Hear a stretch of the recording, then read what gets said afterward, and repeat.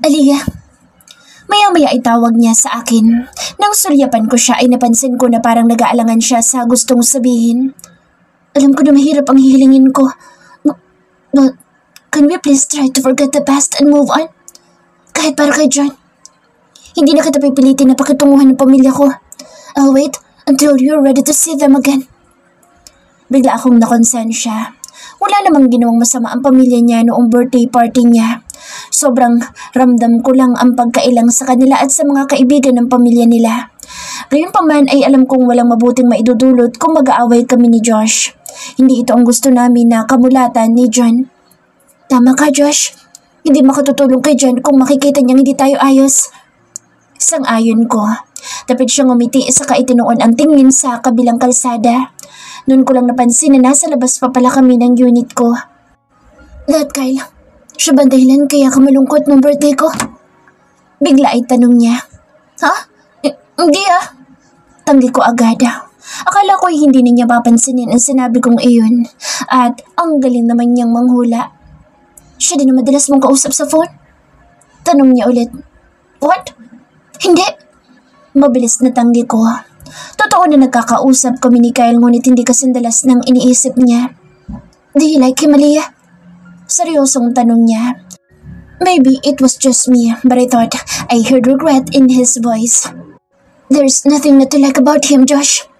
He is nice and responsible. At tanggap niya ako. Sinabi ko sa kanya ang lahat tungkol sa nakaraan ko. Tanggap niya na may anak na ako. You didn't answer my question. Sa halip ay sagot niya. Kinikilala ko palang kasi siya. Defensive na sagot ko. Bakit ba nakakailang ang tingin niya sa akin? Okay naman kami kapag magkasama kami. Kapag nakaharap mo siya, ay tsak na magugusto. Kilala ko na siya. Mabilis niyang putol sa sinasabi ko. Kaibigan siya ni Lucas at kaklase noong college. Currently, he is the plant manager of Omega Power Corporation.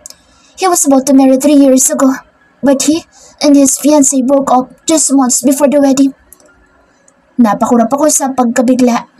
Bakit alam niya lahat kay Kyle? You may be wondering how I knew all that information? Anya habang nangingiti. For a moment, pakiramdam ko ay bumalik kami sa nakaraan. Ganito kami mag-usap noon, nung magkasintahan pa kami. Oo, paano mo nalaman lahat yan? I did my research. Walang anuman na sagot niya. Napailing na lang ako. Hindi mo kailangan gawin yan. Ramdam ko naman na mabuting tao si Kyle. I hope so. Seryosong sagot niya. I must leave now. Baka naaabala na kita. Tumango lang ako. Mabuti pa nga na umalis na siya dahil hindi ko na nagugustuhan ang mga kakaibang pintig ng aking puso. Thank you, Josh. Sinulyapan ko siya. Parang may kakaiba sa kanya ngayon na hindi ko matukoy. Para bang kay gaan niyang pagmasdan. You have no idea how happy I am now, Aliyah. Sambit niya habang nakatitig sa akin. Tama lang naman, Josh. May anak tayo at pwede naman tayo maging magkaibigan para sa anak natin. Matagal bago siya sumagot. Tinatigan lang niya ako. Mabuti na lang at madilim dahil ramdam kong pag-iinit ng pisngi dahil sa mga titig niya. I don't think so. Bulong niya. Ano? Napapahiyang tanong ko. Ayaw niya? Ayaw na ba niyang maging magkaibigan kami? Seeing you again made me realize a lot of things, Aliyah. To be honest, I don't want to be just your friend. Naguguluhang napatitig ako sa kanya. Bago ko pa maisatinig ang dapat sana itatanong ko ay bumaba ang mukha niya sa mukha ko. Hindi ko na nagawang makaiwas at para kung nastatwa nang lumapat ang labi niya sa pisngi ko. Hindi ako nakakilos agad. Parang baliw na nakatitig lang ako sa kanya. Para akong nawala sa sarili. Siya pa naghatid sa akin pabalik sa loob ng aking unit at nagsara ng pinto. Good night. Nakangiting paalam niya. Wala sa sariling napahabo ako sa pisngi nang makaalis na siya. Anong sabi niya? Mga bulaklak na nakapatong sa mesa ko ang sumalubong sa akin sa opisina. Muli napansin ko ang nanunudyong tingin sa akin ni Miss Monica. Kahit hindi ko tingnan ay alam ko nang kay Kyle galing ang mga iyon. Madalas din niya akong yayaing mamasyal o kumain sa labas at sa tuwi na ay pinuunlakan ko siya. Katunayan ay may usapan kami magkikita ngayong araw pagkalabas ko sa trabaho. Yun naman ang gusto ko, ang maituon ng atensyon sa kanya. Gusto kong sa kanya na lang ituon ang atensyon. Batid kong ang ginawi ni Josh noong nakaraang gabi ay labis na nakaapekto sa akin. I don't want to be just your friend. Hanggang ngayon iniisip ko pa rin kung ano ibig niyang sabihin doon. Madalas na rin kaming nagkakausap at natatakot ako sa sarili ko. Kung kaya ipinaalam ko na sa kanya ng tuluyan ang tungkol sa panliligaw ni Kyle. Baka sakaling kapag nalaman niya ay tumimo na sa isipan namin na hindi na kami pwedeng lumampas pa sa pagiging magkaibigan. Aliyah, tawag sa akin ni Sir Luke. Pagpasok niya sa opisina. Kailawak ng ngiti niya at wari nagniningning ang kanyang mga mata sa tuwa. Hindi ako nakakilos nang bigla ay yakapin niya ako. Thank you. Thank you. Bulong niya habang nakiyakap sa akin. Maging si Miss Monica ay napakunot ang noo sa iginawi ng aming boss. Bakit? Ano nangyari? Nagtatakang tanong ko. This weekend, I get to spend time with my daughter. Masaya niyang sabi. Napasinghap ako sa balita niya. Talaga? Pumayag ng asawa mo? Hindi makapaniwalang tanong ko. Yes. I don't know what got into her pero bigla niya akong tinawagan para sabihin pumapayag na siyang makilala kong anak namin. Nakangiting paliwanag niya. Thanks God. Masaya ko para sa'yo, Sir Luke. Bulalas ko. Kaya pala mukhang kay saya niya ngayon. It's all thanks to you. Dahil yun sa mga payo mo. Paano kayo ng asawa mo? Usisa ako. Ginawa ba niya sinabi ko na suyuin ang asawa niya? What about her? Kunod nung tanong niya. Siguro naman ay magkakaayos na kayo. Hindi ko may paliwanag kung bakit umaasa ako na magkakabalikan pa sila ng asawa niya. That's impossible. Hindi ko na rin gusto magkabalikan kami. I am only interested about my daughter. Sagot niya. Taningnan niya ako ng matiim sa napabuntong hininga. Come on, Aliyah. Alam kong umaasa ka na magkakabalikan kami ng asawa ko dahil yun din ang gusto mong mangyari sa inyo ni Josh. Nalalaki ang mga matang napatingin ako sa kanya. Ang layo na nang narating ng isip ng amo kong ito. Pero yun ba talaga ang dahilan? Napailing na lang si Sir Luke sa kasinulya pa ng mga bulaklak sa table ko. Hindi ko naman magawang magsalita. Kamusta na kayo ni Kyle? Tanong niya. Wala pa. Nahihiyang sagot ko. Taningnan niya ako ng matagal bago muling nagsalita. I shouldn't be telling you this. Ikakasal na sana si Kyle noon pero biglang umurong ang fiancé niya. They broke up. Sayang dahil nakahanda na lahat para sa kasal. Of course, Kyle was devastated. Magmula noon ay hindi na niya itinuon ang atensyon sa mga babae. Ngayon lang ulit. Bakit ba sila naghiwalay? Usisa ako. Sa tagal na namin nag-uusap ni Kyle, kailanman ay hindi niya nabanggit ang tungkol sa dati niyang kasintahan. Hindi ko naman magawa magtanong. Nagkapit-balikat lang si Sir Luke. Walang nakakaalam kung bakit sila naghiwalay.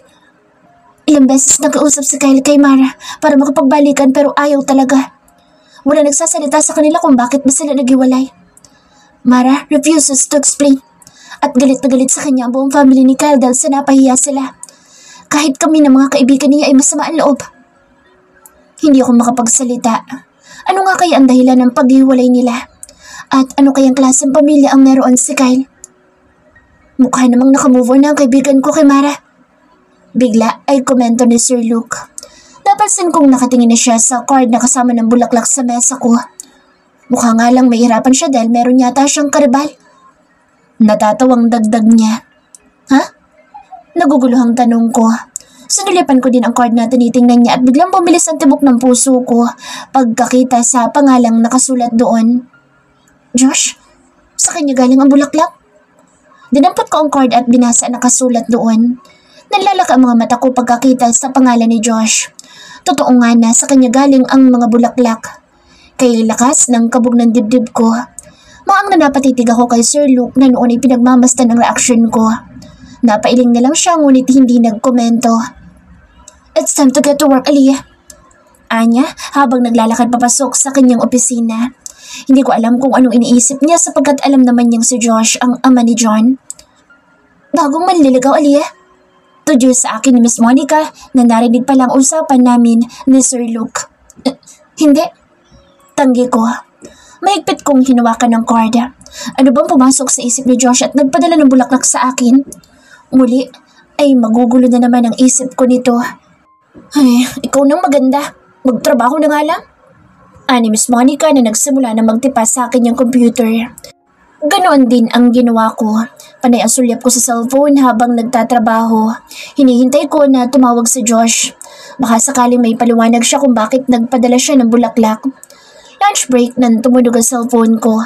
Napabalikwas ako at agad na dinampot ang cellphone para sagutin ang tawag. Aliyah, bungad ni Kyle sa akin. Kyle?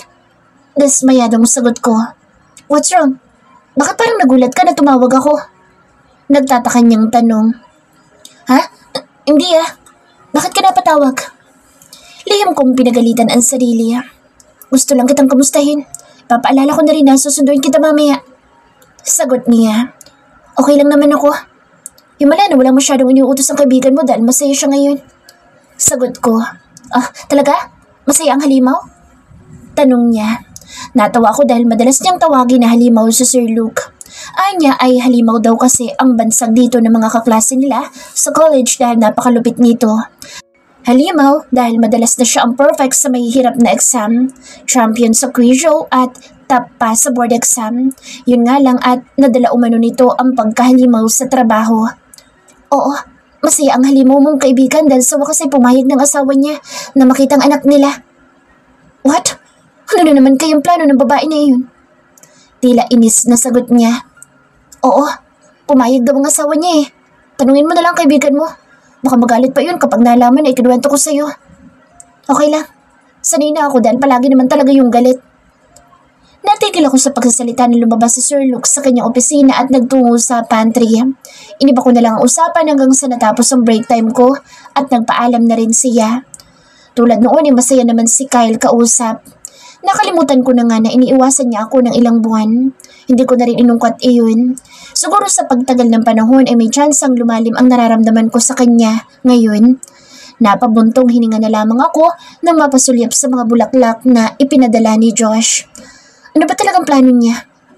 Mabilis kong sinaway ang sarili dahil sa naiisip. Dumating ang uwian at agad kong kinalap ang mga gamit sa aking mesa. Nag-ayos na ako nang tumunog ang cellphone ko. Natigilan ako pagkakitang si Josh ang tumatawag. Otomatiko din ang pagbilis ng pintig ng puso ko. Hello? Josh? Naiilang nasagot ko. Aliyah, nasan ka? Diretsang tanong niya. Napakunot ang noo ko sa tanong niya. Akala ko ay magtatanong siya tungkol sa bulaklak na ipinadala niya. Ni hindi man lang niya inusisa kung natanggap ko ang mga iyon. Nakapagdududa tuloy kung siya ba talaga ang nagpadala. Nasa office. Bakit? Susunduin sana kita. I have something important to discuss with you. Seryoso niyang sabi. Ha? Pero may lakad kasi ako. Nabiglang sagot ko. Ano naman kayang importanteng sasabihin niya? Andito na ako sa lobby. Sa halip ay baliwalang sagot niya. May lakad nga kasi ako. Bakit mabigla ka nalang pumunta dito? Natatarantang tanong ko. Hindi ako susugo dito kung hindi importante ang sasabihin ko. Seryosong sagot niya. Dahil doon ay nilukob ako ng kaba. Ano ba yun? Tungkol saan? At bakit hindi mo nalang sabihin sa akin ngayon? Hindi na ako mapakali. Hindi kaya tungkol sa nangyari sa Click It noon? Ang sabi naman niya ay mag-move on na kami sa mga nangyari dati. Something about you, and John. Kailangan kong personal na sabihin sa'yo. Katwiran niya. Tungkol kay John? Mas lalo akong nilukob ng takot. May hindi ba sinasabi si nanay sa akin? Teka lang, tatawagan ko lang si Kyle. Natutob ko ang bibig sa sinabi niya. Narinig ko ang pagbuntong hininga niya sa kabilang linya pero hindi naman siya sumagot. Sige na, pababa na rin ako. Hintayin mo na lang ako dyan. Paalam ko saka pinutol na ang tawag. Matapos yun ay nagmamadali ko namang tinawagan si Kyle. Yes, Aliyah, I'm on my way. Masayang bungad niya nang sa wakas ay sagutin niya ang tawag. Mukhang nagmamaneho na yata siya at patungo na dito sa opisina. Nakagat ko ang ibabang labi dahil sa guilt. Kyle, I'm sorry. Hindi tayo matutuloy. Nagka-emergency kasi. Pagsisinungalin ko. Ha? Are you okay? Nag-aalalang tanong niya. Oo, okay lang ako. May pupuntahan lang ako. Sorry talaga. Hingin paumanhin ko. I understand. Take care of that urgent matter first. Sagot niya. Saan ka ba pupunta? Ihatid na kita. Total, nasa malapit na rin naman ako. Huwag! Mabilis na sagot ko. I mean, huwag na. Kasi nakaalis na ako sa opisina. Pagsisinungaling ko ulit. Sa susunod na lang ako aamin sa mga kasinungalingan kong ito. I see. Mag-iingat ka. Bilin niya. Halata ang panghihinayang sa boses niya. Okay, ikaw din. Matapos ang aming pag-uusap ay dinampot ko na ang bag at magkasabay na kami ni Miss Monica na lumabas ng opisina. Hindi ko maipaliwanag ang nerbiyos na nararamdaman habang pababa ng elevator patungo sa ground floor. Ano kayang sasabihin ni Josh na tungkol sa amin ni John? Pagbukas ng elevator ay namataan ko agad siya at nahugot ko ang paghinga. Oh, akala ko ba si Sir Kyle susundo sa'yo? Nagtatakang tanong sa akin ni Miss Monica nang makitang papalapit si Josh sa gawin namin. Kasi may pag-uusapan kami tungkol kay John. Dahilan ko. Okay. Nagdududang sagot niya. Nagdududa din maging ang mga tingin niya sa akin. Mauna na ako sa'yo. Ingatan ang puso. Makahulugan pa niyang pahabol bago naglakad palayo. Nailang nang umiti ako kay Josh nang makalapit na siya sa pwesto ko. Mas lalo pa ako nailang nang dumako ang mga mata niya sa bulaklak na dala ko. Sayang kasi kung itatapon ko. Paliwanag ko. Napapikit na lang ako nang mapagtanto ang nasabi. At bakit mo naman itatapon? Don't you like that? Anya na halatang nasaktan sa sinabi ko. Kasi malalanta lang din naman. Whatever. I made a reservation for us. Let's have dinner first. Anya na parang nawala na sa mood. Ha? Saan? Tanong ko. Your favorite restaurant. Casual na sambit niya. Let's go. Ayan niya sa akin. Napipilitang sumabay ako sa paglalakad niya hanggang sa makarating kami sa sasakyan niya na naghihintay sa amin. Batid kong pinagtitinginan kami ng mga kasabay namin na papalabas ng gusali. Dahil sa bitbit kong bulaklak ay mukha tuloy kami magkasintahan na patungo sa kanilang date. At tanda pa ba niya ang paborito kong kainan? Nailang na sumakay ako sa sasakyan niya. As usual ay may kasama siyang driver. Kulat na tiningnan ko siya nang maupo siya sa tabi ko. His build makes me feel like he took up all the available space in his car. Kailapit niya sa akin at parang nahihirapan akong huminga. Amoy na amoy ko din ang pamilyar niyang pabango. What? Am I not allowed to sit here? Tanong niya pagkakita sa reaksyon ko. Hindi naman. Ako nga ang nakikisakay lang dito eh. Natatarantang sagot ko. Sunulipan ko ang driver niya na batid kong naririnig ang usapan namin. Naihilamos niya ang kamay sa mukha na para bang kinakalma niya ang sarili. Pagkuway tinitigan niya ako. Let's go. Kunot nung utos niya si driver na agad namang tumalima. Anong problema niya? Masama bang tumingin? Tama ba itong ginagawa ko? Pakiramdam ko'y pinaglalaruan ako ng Josh na ito. Pasimple ko siyang sunulipan at muli kong naiiwas ang mga mata nang mapagtantong nakatingin siya sa akin. Wala sa loob na inayos ko ang buhok. Alam kaya ni Melody ang pinaggagawa ng lalaking ito? We're here. Pagbibigay alam niya. Umibis ako ng sasakyan at pinagmasdan ng restaurant sa harap ko. In an instant, I was flooded with an outpouring of memories and feelings. I'm feeling nostalgic. Dito kami madalas magtungo noong magkasintahan kami. Napapitlag pa ako nang hawakan niya ako sa siko at alalayan papasok. Hindi ko naman magawang bawiin ang braso, lalo na nang makapasok kami sa restaurant at agad kaming sinalubong ng mga staffs. Dinala nila kami sa isang table na naka-reserve para sa amin. Ano bang pag-uusapan natin? Naiilang natanong ko sa kanya nang kami na lang dalawa ang magkaharap. Kumain muna tayo.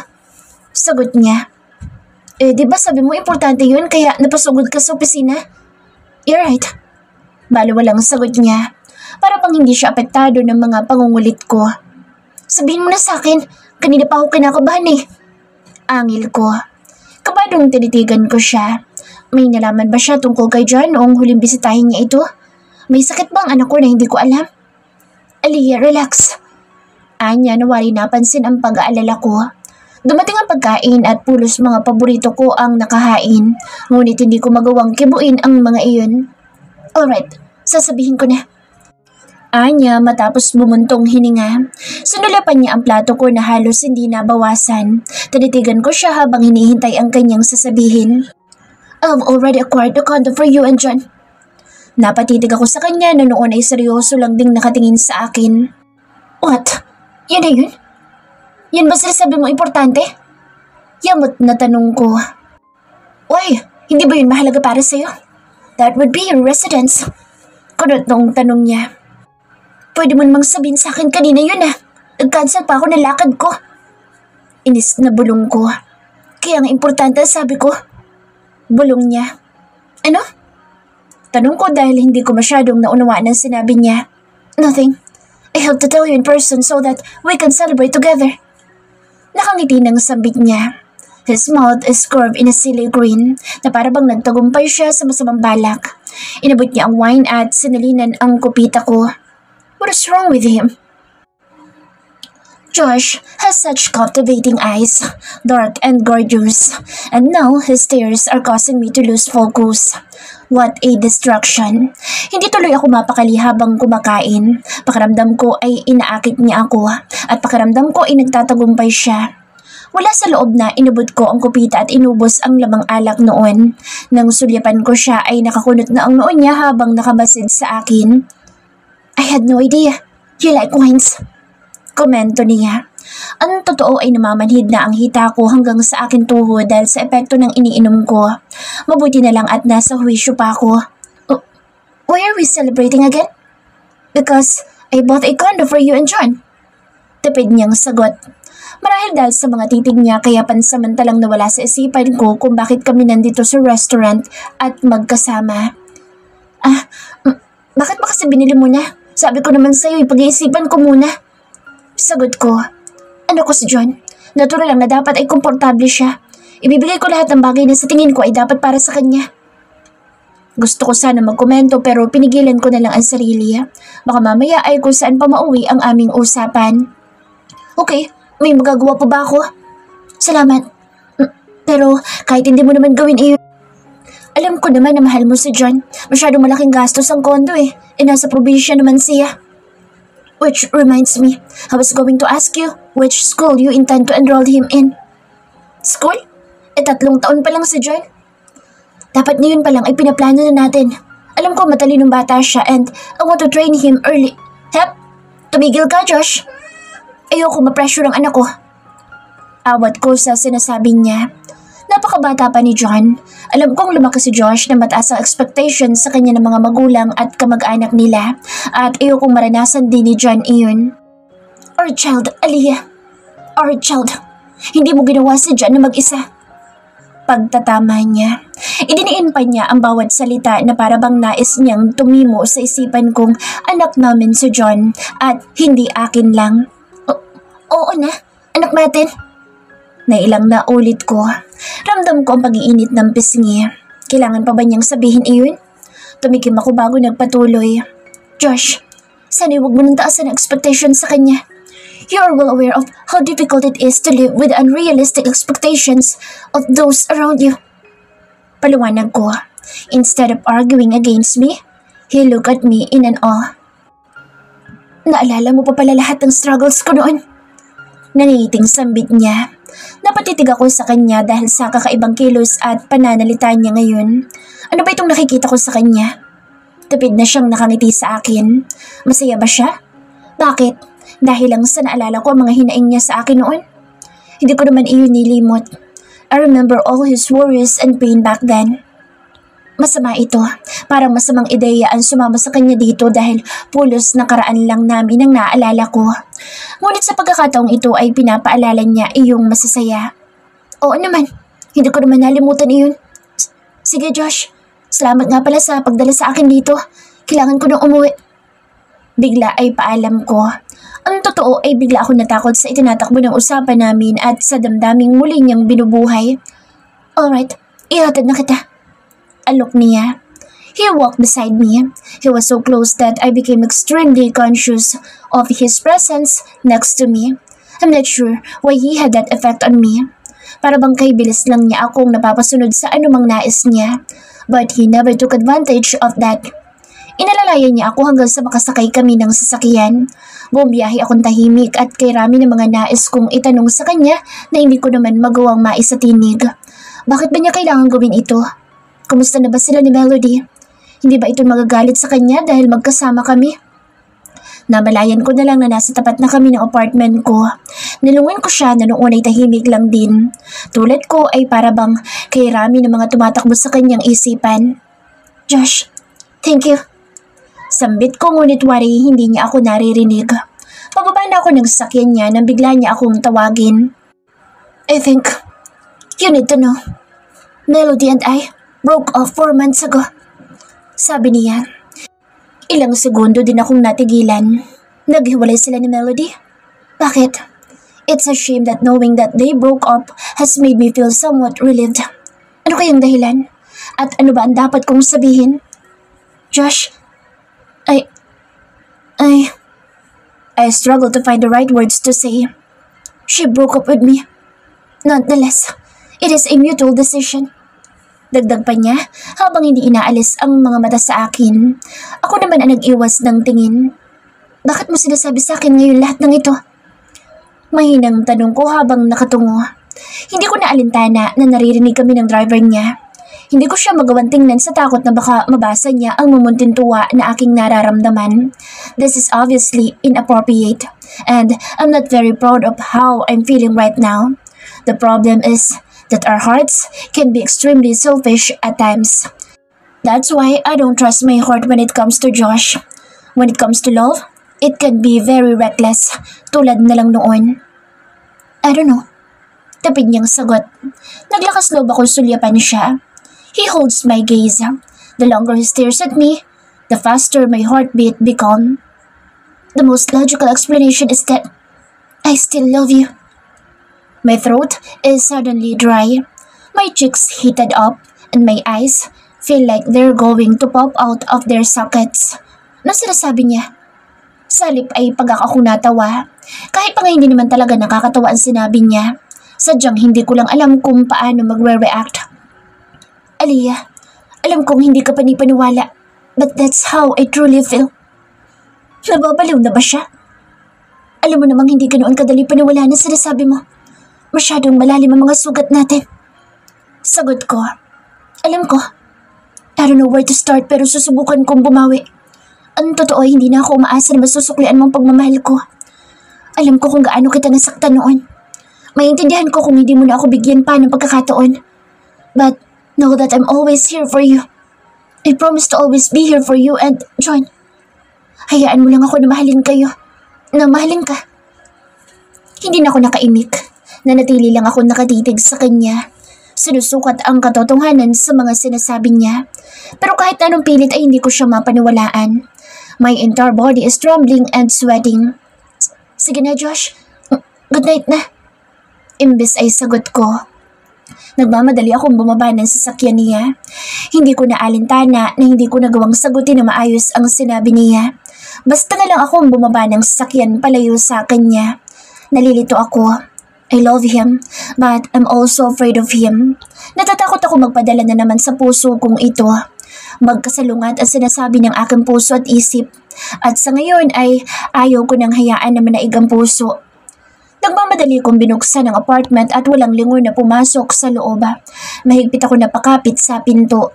Nang maulinigan ko ang pag-alis ng sasakyan niya ay saka lang ako nakahinga ng maluwag. Nangihinang naupo ako sa dining chair na malapit sa pwesto ko. Tinapi ko pa ang pisngi para tingnan kung nasa realidad ba ako. Hindi kaya pinaglalaruan talaga ako ni Josh? Ilang minuto pa lang ako sa pwesto ko nung tumunog ang aking cellphone. Nanlumo ako pagkakitang si Kyle ang tumatawag. Pero dahil nakukonsensya pa ako sa pagsisinungaling ko sa kanya kanina, ay sinagot ko iyon. I'm just checking to see if you got home safely. Paluwanag niya nang sagutin ko ang tawag. Oo, nandito na ako sa apartment. Naiilang na sagot ko. Hindi pa man ay ramdam ko na ang pagkailang dahil sa kasinungalingan ko. Aliyah. Maya-maya ay sambit niya sa pangalan ko. May kalakip na lungkot ang boses niya. I saw you leaving the building with Castillo. Bigla akong nilukob ng matinding kaba at guilt. Nakita niya pala kami? Kyle kasi, what's the deal between you two? Putol niya sa paliwanag ko. Napalunok ako bago magsalita. Bakit ba ako natatakot? Gayong wala naman talagang namamagitan sa amin ni Josh. Katunayan nga ay hindi ko sinugot ang pagtatapat niya. Kung pagtatapat ba iyong maituturing. May pinag-usapan lang kasi kami tungkol sa anak namin. Sana mo unawaan mo. Sorry kung hindi ko sinabi sa'yo na si Josh ang kasama ko. Iniisip ko kasi na baka magalit ka.